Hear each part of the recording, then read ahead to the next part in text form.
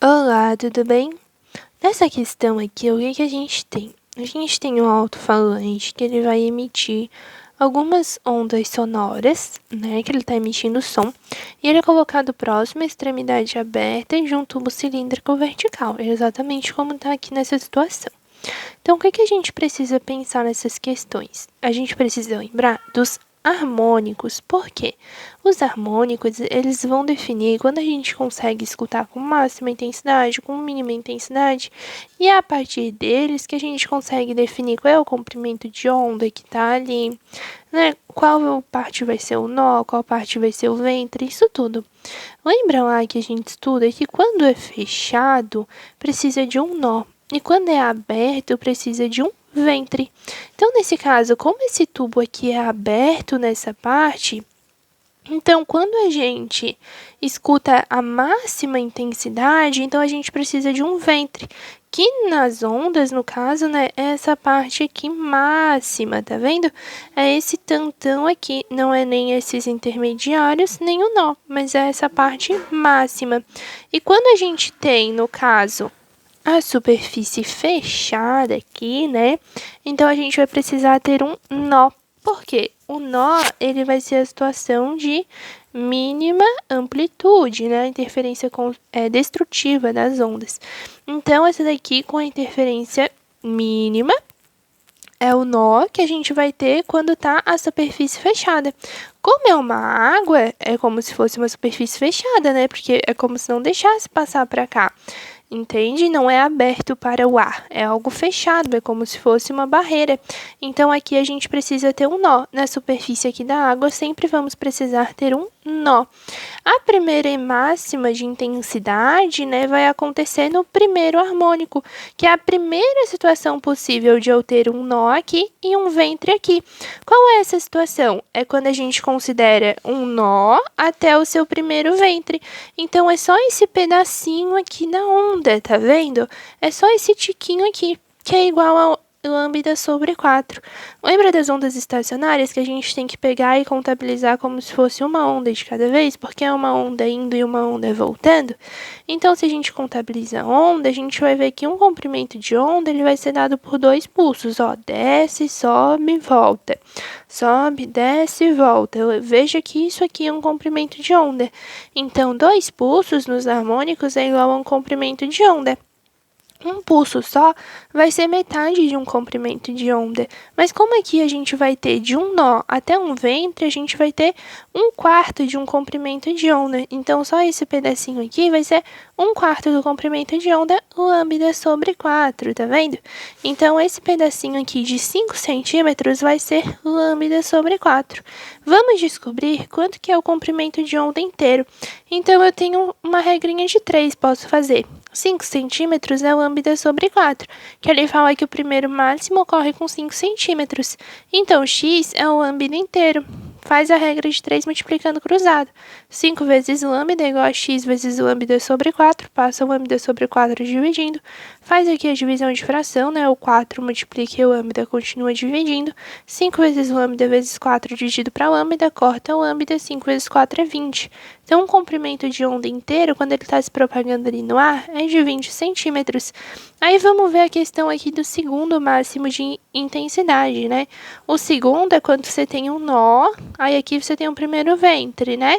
Aí depois você tem um nó e daí aqui você consegue o seu segundo ventre. Então, aqui eu tenho o meu segundo harmônico, que vai ser essa situação aqui, ó.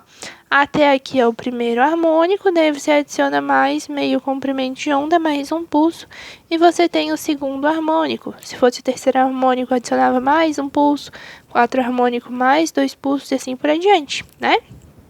De um harmônico para o outro, você sempre adiciona um pulso. Então, aqui, ó, fez. Aí agora eu vou ter um pulso e meio, né? Porque é uma voltinha dessas inteira, mais metade de uma. Lembra que os dois é um comprimento de onda e um só é metade de um comprimento de onda? Então, aqui eu tenho lambda sobre 2 desse pulso aqui, mais lambda sobre 4 dessa partezinha. Lambda sobre 2 mais lambda sobre 4 é 3 lambda sobre 4. Então, essa distância aqui vai ser equivalente a 3 lambda sobre 4. Vamos calcular. 20 centímetros é lambda, x é 3 lambda sobre 4. Faz a multiplicação cruzada da regra de 3. 20 vezes 3 lambda sobre 4 é igual a x vezes o lambda passa dividindo. O 20 pode simplificar aqui com 4, 20 dividido para 4 é 5, 5 vezes 3 é 15, 3 vezes 5, 15, o lambda corta com lambda, 15 centímetros. Então, essa distância aqui vai ser igual a 15 centímetros. A gente vai saber que essa água vai ter aí 15 centímetros, deixando o ar livre, tá bem? Então, a partir desses harmônicos, a gente conseguiu descobrir isso, 15 centímetros aqui. Aqui ele fala que demora 1 minuto desde que a torneira foi aberta, que a água estava aqui em cima, até chegar nesse segundo máximo. Então, a gente pode calcular a alternativa A, que pede o módulo da velocidade dessa altura da coluna de líquido, né? Então, ela percorreu 15 centímetros desde que foi aberta até esse segundo máximo em 1 minuto. Venho aqui e faço. Velocidade é igual a distância dividido pelo tempo. Então, foram 15 centímetros por 1 minuto, dá 15 centímetros por minuto. Se você substituísse, né, o 15 centímetros por 15 vezes 10 na menos 2 metros, e 1 minuto por 60 segundos, ficaria 1/4, que é igual a 0,25 vezes 10 na menos 2, que é 2,5 vezes 10 na menos 3 metros por segundo. Então, essa daqui é a velocidade, né, de diminuição da altura da coluna de líquido.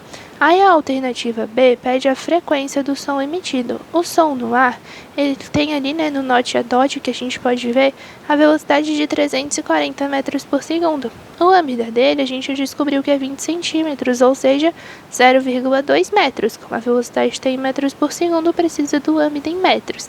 Então, 340 igual a 0,2 vezes a frequência. O 0,2 passa dividindo. 340 dividido para 0,2 é 1.700 Hz. E assim a gente descobre a frequência do som emitido pelo alto-falante. Daí agora, ali na alternativa C, ele pede o comprimento de onda deste som no líquido, considerando, né, que essa onda continua aqui a se propagar no líquido.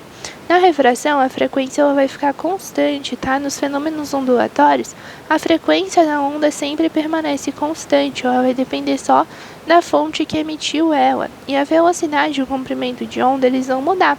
A velocidade vai mudar conforme o meio e o comprimento de onda vai acompanhar a mudança dessa velocidade. Então, velocidade é igual a ômega vezes F, lambda vezes F, né? Desculpa. E ali no note a dot ele fala que a velocidade do som na água é de 1.700 metros por segundo. A frequência fica constante. Então, 1.700 é igual a lambda vezes 1.700. Passa aqui dividindo é igual a 1. Então, na água, o lambda é 1 metro, tá bem? Aí na alternativa D, ele pede o menor comprimento L da coluna de líquido para que haja uma ressonância deste som no líquido. O que é a ressonância? É quando as ondas elas se encontram exatamente nas mesmas posições para que haja uma interferência continuamente construtiva. Uma ressonância é como se acontecesse uma interferência construtiva infinita, assim. Então, o que a gente tem que fazer? A gente tem que traçar essa onda aqui na água, de modo que ela tenha um nó aqui, porque aqui é uma superfície fechada, né? E ela também tenha um nó aqui na superfície da água, para que esse nó aqui se encontre com o nó da onda sonora que está se propagando no ar, e elas continuem juntas, né? Nó com nó, e daí depois da refração, essa onda que estava na água vai continuar aqui junto com a onda sonora que já estava no ar, e elas vão entrar em ressonância, que é a interferência construtiva, né? Lembra que a interferência construtiva acontece quando elas estão juntas. Então, a gente precisa dessa situação aqui, que a gente vai ter um pulso, que essa aqui é a mínima possibilidade, né? Que eu vou precisar de um nó aqui na superfície da água, para que esse nó se encontre com o nó da onda que estava se propagando ali no ar. E eu vou precisar de um nó aqui embaixo também, porque essa daqui é uma superfície fechada. Então, esse nó precisa estar aqui para que seja possível fazer o harmônico.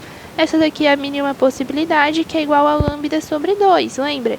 Os dois pulsos aqui, ó, eles vão formar um comprimento de onda inteiro. Então, um pulso só vai formar só metade do comprimento de onda. Como aqui a mínima possibilidade, que a questão pede, né, o menor comprimento L da figura, a mínima possibilidade é só metade de um comprimento de onda, que é um pulso, então a gente vai fazer assim. Opa, um pulso só. Vem aqui e faz a regrinha de 3, então, né? Lambda é 1 metro, que daí a gente descobriu aqui, né, o valor do lambda, lembra? Aqui é só metade do comprimento de onda, um comprimento inteiro, metade do comprimento, então metade do comprimento aqui é x, que vai ser a mínima possibilidade aqui para acontecer. Então, se o lambda é 1 metro, metade do lambda vai ser metade de 1 metro também, que é 0,5 metros. E assim a gente descobre a mínima distância, né, o menor comprimento dessa coluna de líquido, que é possível acontecer essa ressonância. Se a coluna de líquido fosse maior, então seria possível propagar mais pulsos dessa onda, né? Mas o menor comprimento é esse daqui, 0,5 metros.